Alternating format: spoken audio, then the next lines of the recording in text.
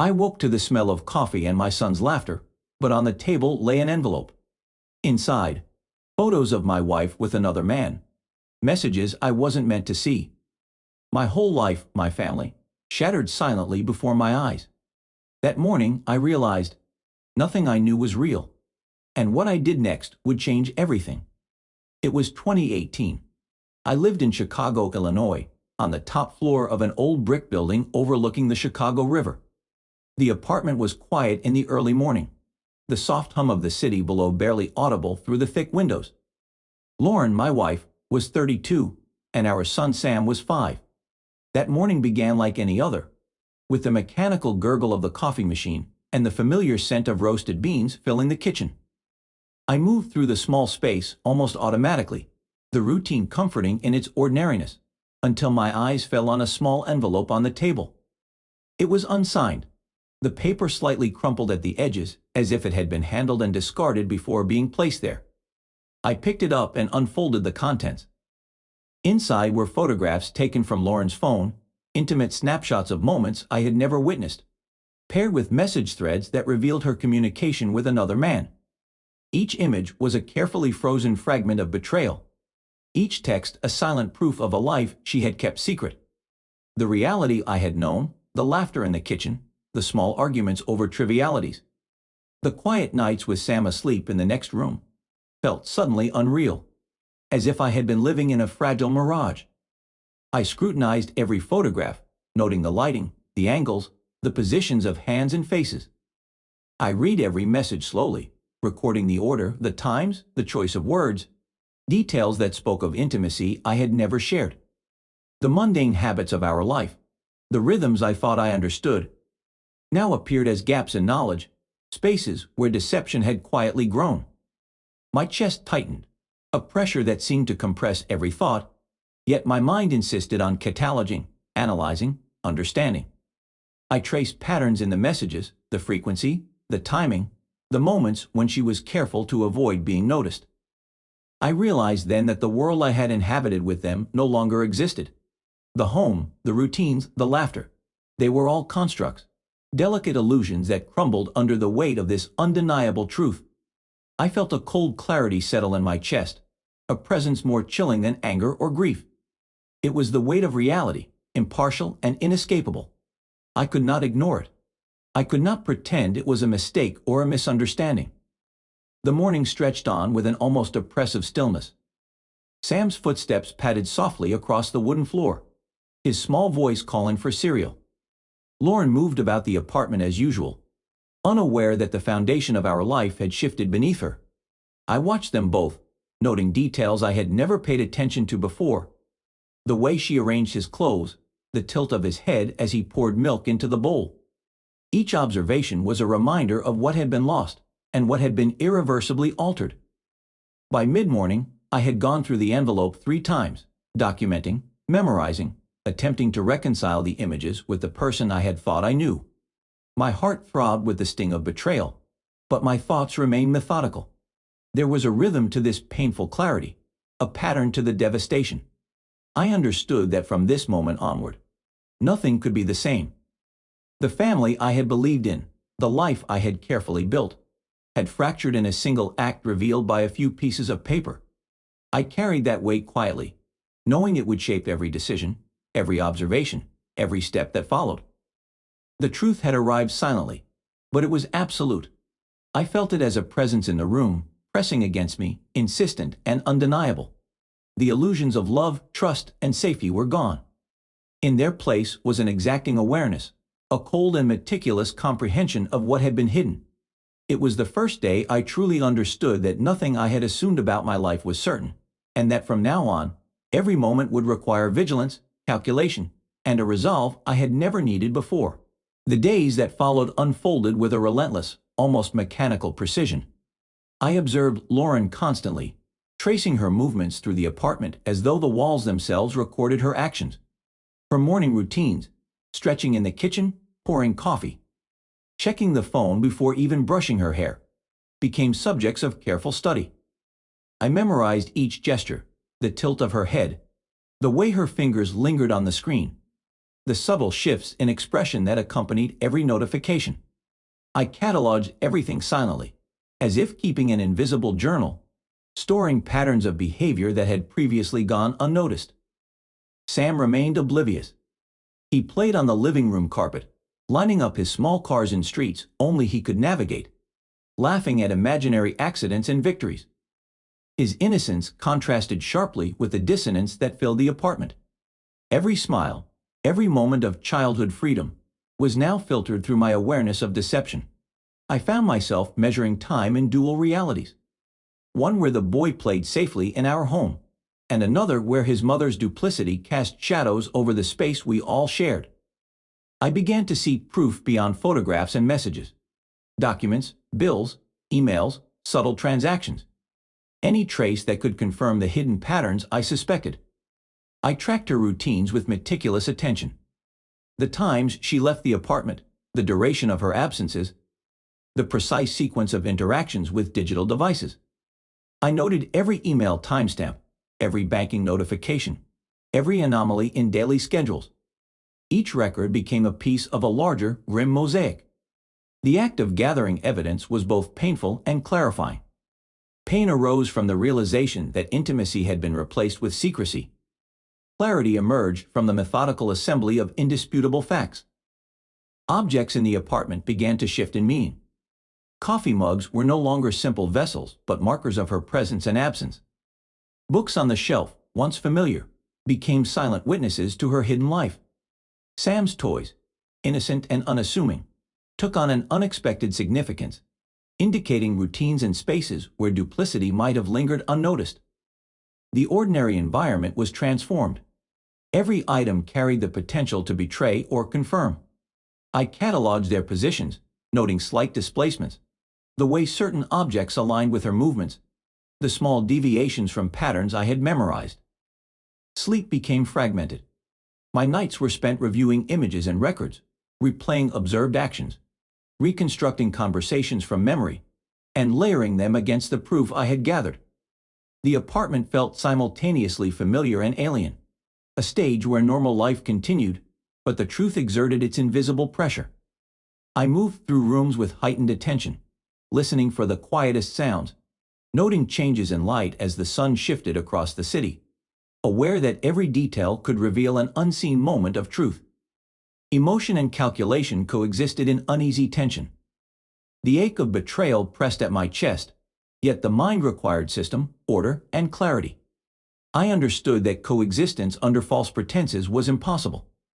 The truth demanded boundaries, exposure, and precise comprehension of what had occurred. My observations became rituals, small acts of control to impose stability on a reality that had suddenly become chaotic. By the end of the week, I had constructed a mental map of the apartment and its routines. Each day, each small gesture, reinforced the fracture between perception and reality. The apartment, once a sanctuary, had become a laboratory, a place where hidden behaviors were tested against careful observation. The ordinary items of our domestic life were no longer benign. They had transformed into instruments that silently recorded infidelity, revealing the hidden architecture of betrayal. Internal tension deepened. I felt the weight of this new knowledge pressing against every interaction, every movement, every glance. Lauren's presence, once comforting, now carried a constant undercurrent of suspicion. Sam's laughter became a fragile shield against the encroaching awareness of loss. The familiar world had splintered into observation, evidence, and awareness. Every day expanded the divide between the life I had believed in and the life that had been quietly constructed around me without my knowledge. I carried the burden with a precise, almost clinical attention, knowing that only through recognition, method, and unflinching clarity could I navigate the new reality that had emerged. I approached the unfolding reality with a calculated precision that left little room for spontaneity. Every decision, every observation, became part of a larger framework, a system designed to translate chaos into actionable knowledge. I contacted a lawyer to understand the legal ramifications of divorce, child custody, and property division. Meetings were structured and exacting. Notes were taken with meticulous care. I learned the precise definitions of parental rights, the timelines for filings, the forms required. and the procedural nuances that could determine control over Sam's life. The law became a lens through which I could assess potential outcomes, a set of rules that, if understood fully, would offer leverage in a situation governed by secrecy and betrayal. Simultaneously, I organized every fragment of evidence I had accumulated. Photographs, messages, email threads, and social media interactions were scanned, cataloged, and stored in chronological order. Each file carried a label, a timestamp, a brief note on its significance. Patterns emerged: recurring names, familiar locations, repeated timings. I cross-referenced dates with financial records, travel receipts, and phone logs. The task consumed hours, yet the act of systematizing brought a clarity that emotion alone could never offer. Every anomaly was highlighted, every inconsistency noted, every thread traced with deliberate intent. The apartment became a command center. Walls and surfaces were no longer mere structures. They were a mental map where information could be sorted, accessed, and acted upon. I began observing Lauren with a renewed sense of purpose. Her movements, once studied with passive suspicion, were now measured against the patterns I had established. The time she left the apartment, the duration of errands, the pauses in conversation, the way she handled her phone, all became data points. I noted financial transactions, small and large, the ebb and flow of her bank accounts, her credit card usage, and the timing of digital payments. Calls were tracked with a careful awareness of duration and frequency, routes of travel memorized, locations cross-referenced with documented activities. Nothing was trivial. Everything could be leveraged. My own life adapted to this framework. Mornings began with pre-dawn observation, a silent assessment of movements, an internal checklist of what had changed overnight. Daytime hours were reserved for analysis, comparing evidence, reviewing legal guidelines, adjusting strategies, and constructing hypothetical scenarios. Each evening concluded with a meticulous record of thoughts, conclusions, and potential steps. Journals captured both raw observation and calculated reflection. Emotions were acknowledged but not indulged. The pages served as a containment chamber, a place where frustration, anger, and sorrow were translated into tactical insight. The balance between internal tension and structured preparation was delicate. Awareness of betrayal pressed against my chest, yet the framework of observation and analysis produced a sense of control. Each action was deliberate, each decision informed by accumulated data. Even minor details, a misaligned book, a shifted object, an unexpected message, were integrated into the growing mental map. The rhythm of life became cyclical: observe, record, analyze, plan, execute in thought. Sleep was interspersed with mental rehearsals of possible confrontations, envisioning outcomes without the distortion of uncontrolled emotion. Gradually, I felt the contours of a plan taking shape. Preparation replaced helplessness. Knowledge replaced doubt. The apartment, once a space of shared memory, had become a laboratory for action. Every item, every sound, every pattern of movement contributed to an understanding of the situation with a clarity that bordered on obsession. I learned to anticipate, to calculate, to project outcomes based on evidence rather than assumption. The cold clarity of methodical preparation brought a new form of strength. In this structure, I discovered a reservoir of control that emotion alone could never have provided. By the end of the week, the mental map was complete, the legal and evidentiary groundwork laid, and the rhythm of observation fully internalized. I moved through the apartment with quiet determination, understanding that the path forward required patience, precision, and unrelenting attention to detail. Every action, every thought, every observation was now part of a single purpose: to confront reality armed with knowledge and strategy rather than impulse. The preparation itself became a shield, a discipline that transformed vulnerability into readiness. The confrontation unfolded with a starkness that left no space for sentimentality. I arranged the evidence in a deliberate sequence, each item chosen to build a coherent narrative of betrayal. The apartment, once a neutral domestic space, became a gallery of truth. Photographs laid flat on the table, messages and emails printed and annotated, financial statements stacked in precise order. Every detail had a purpose, every document a weight that could not be dismissed. I moved through the room with careful attention, positioning each piece where it could be examined without interference, as if creating a scene for an impartial observer. Lauren entered with a semblance of normality, but it dissolved under the silent gravity of the evidence. Her posture stiffened, her hands searched for something to hold, a gesture that betrayed instinctive defensiveness. I noted the shift, the flicker of recognition in her eyes, the pause before speech could even form. I remained composed, letting the facts speak without commentary, allowing the chronological order and tangible proof to form an unassailable argument. The room was quiet except for the rustle of papers, the subtle movements of two people occupying a space transformed into a stage of judgment. The first glance at the printed messages produced a slight tremor in her expression. I observed the tightening of her jaw, the subtle shift of weight from one foot to another, the hesitation before any response. Each micro-movement was recorded mentally, a catalogue of emotional and behavioral evidence. I could see the patterns of avoidance she had employed over months now rendered ineffective under the weight of documented reality. Financial irregularities that had previously been invisible now stood starkly, annotated and undeniable. I noticed how her gaze darted between photographs and written proofs, searching for gaps that did not exist.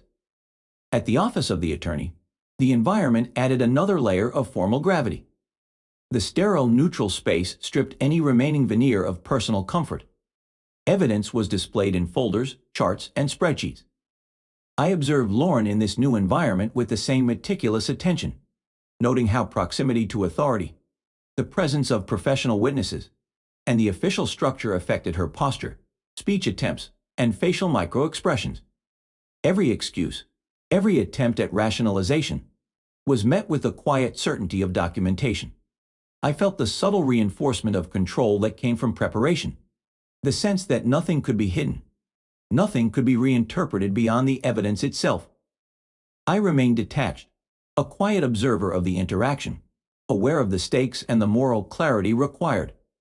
My internal calculations measured both timing and impact, the sequence of evidence delivery, and the psychological pressure each fact applied. I recognized that her reactions, denial, justification, silence, were all data, reflections of character and priorities. In those moments, the confrontation became a study of truth and human response. The willingness to deceive, the impulse to manipulate, the occasional instinct to confess. My restraint ensured that the confrontation did not devolve into chaos. It remained controlled, precise, and anchored in fact. The confrontation clarified boundaries, defined consequences, and revealed the integrity of choices. I understood that morality, unlike emotion, was unyielding, and that the moment demanded both honesty and discipline. Each pause, each hesitant breath, each flicker of avoidance or recognition became part of a larger understanding of reality. I kept focus not on retribution, but on establishing a foundation for the future, ensuring that Sam's world would be insulated from duplicity. Every gesture I recorded, every reaction catalogued, was a protective measure, a calculated step in safeguarding what remained under my care. By the end of that day, a silent verdict had emerged. The confrontation was over, but its resonance persisted. The apartment, the attorney's office, and the carefully arranged evidence had not only exposed truth, but also shifted the dynamics irreversibly. I carried with me the knowledge that control could be reclaimed through methodical preparation and observation. That emotional detachment in the moment of revelation could preserve integrity and create a platform from which future decisions would be guided. The confrontation had stripped away illusion, leaving only clarity, fact, and the weight of responsibility. The courtrooms of Chicago carried a cold, imposing authority, their walls echoing with procedure and protocol. I moved through the days of the trial with a meticulous attention to every detail, observing the rhythm of legal process as if it were an orchestrated experiment. The arrival of the evidence, photographs, messages, financial records, the DNA test results, structured the unfolding narrative. Each session reinforced the reality I had cataloged for months. I noted the judge's measured glances, the subtle adjustments of lawyers as they presented or countered points, the careful reactions of witnesses. Everything was recorded mentally, every motion, pause, and inflection becoming part of a comprehensive map of truth. The DNA test arrived as an incontrovertible marker. Its clinical precision eliminated ambiguity. I witnessed the reading of results with an inward detachment. Though beneath the surface, there was a subtle relief, an acknowledgement that the facts I had meticulously assembled could no longer be denied. Legal consequences followed swiftly. Custody arrangements, child support, the formal acknowledgement of parental responsibility. I observed Lauren as she confronted the weight of her choices, how the law imposed limits, clarified responsibilities, and demanded accountability. Her attempts at rationalization and deflection were now framed within an immutable structure, where each fact had a definitive impact. I cataloged the nuances of human behavior under pressure. Lawyers' strategies, motions, and objections were executed with a precision that contrasted sharply with the personal chaos that had preceded the courtroom. I registered the judge's judicious silence and measured pronouncements, the restrained interactions that nevertheless carried the full force of authority. In these moments, I recognized the duality of justice, procedural, methodical, and impersonal, yet profoundly transformative on a personal and emotional level. My observations extended beyond the factual record. I monitored the subtle shifts in Lauren's posture, the tightening of her grip on her notes, the flickers of acknowledgement that her actions had tangible consequences. The lover's attempts to distance himself became transparent within this framework of scrutiny. Legal boundaries and moral accountability intersected, ensuring that responsibility could not be evaded. I noted the strategic withdrawal, the hesitations, and the unspoken admissions. All of this reinforced a structure I had long sought: containment of harm, clarity of rights, and a framework in which Sam's well-being could be preserved. Throughout the proceedings, I maintained a disciplined awareness of my own internal state. Relief was tempered by a persistent concern for stability. The trial confirmed truth, but did not erase the broader consequences that would unfold over time. I observed the interplay between law and social judgment, understanding that consequences extended beyond the courtroom. Reputational shifts, ethical reckonings, and social validation of moral choices. The trial crystallized reality in both legal and existential terms. When the final rulings were read, a minimal order was restored. Custody arrangements formalized my protective role, obligations were delineated, and a framework for Sam's daily life emerged. I felt a quiet gravity in knowing that the protective measures, the documentation, the calculated observation, all the months of disciplined preparation, had culminated in enforceable clarity. The courtroom, once intimidating, became a space in which the truth was codified, and responsibility could no longer be evaded. The weight of consequence settled over all participants, transforming uncertainty into an ordered sequence of accountability. I left the courtroom aware that justice, though formal and impersonal, had reinforced my purpose. Sam's security, both legal and emotional, was preserved, and the foundation was laid for rebuilding. The trial concluded not with triumph or celebration, but with a sober acknowledgement that truth, meticulously documented and unwaveringly pursued, could assert itself against deception. The consequences were real, measurable, and absolute, shaping a future in which careful observation and methodical action ensured that what mattered most, protection, order, and integrity, remained intact.